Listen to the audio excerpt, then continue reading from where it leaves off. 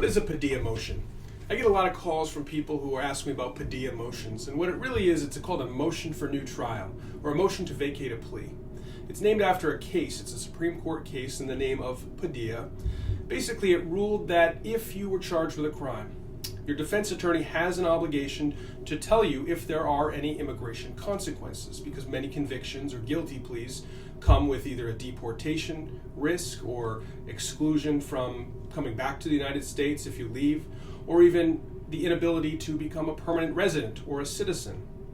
And those are very important to people who are in the position that they're in the United States, they've established their life here, they don't have any other ties to another country. Maybe they were born in another country and came here early on and have established their family and their work in the United States.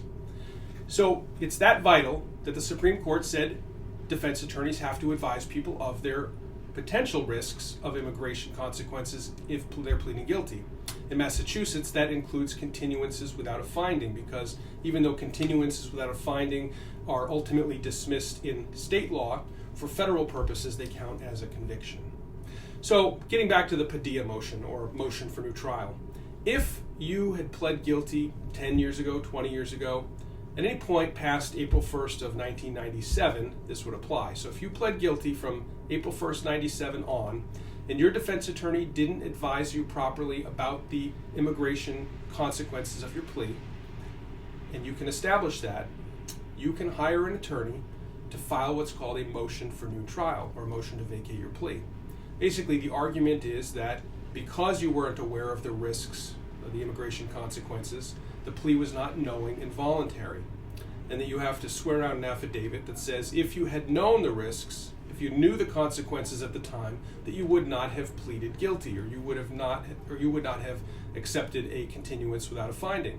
Instead, you would have litigated the case, or you would have insisted that the lawyer schedule the case for trial, or some alternative to pleading guilty. If you're successful, if the judge agrees, then the judge will allow you to withdraw the plea, and it's as if the plea never happened. We've done plenty of them. We actually just had one a couple of weeks ago for a 2005 case, and we were successful. We argued to the judge that the client didn't understand what he was pleading to in terms of the immigration consequences. Sure, he knew what the punishment was. He knew he was getting probation, but he didn't understand that when he left the country to go on vacation 5 years later, he wouldn't be allowed back in the U.S. So he scraped and saved money, and finally he was able to hire me. And after a lengthy investigation, we finally got all our ducks in a row, we got all the paperwork together, and we were able to establish that the client never understood that he would have immigration consequences. So as a result, the judge agreed. The client was able to have his plea thrown out and now has a path potentially towards citizenship.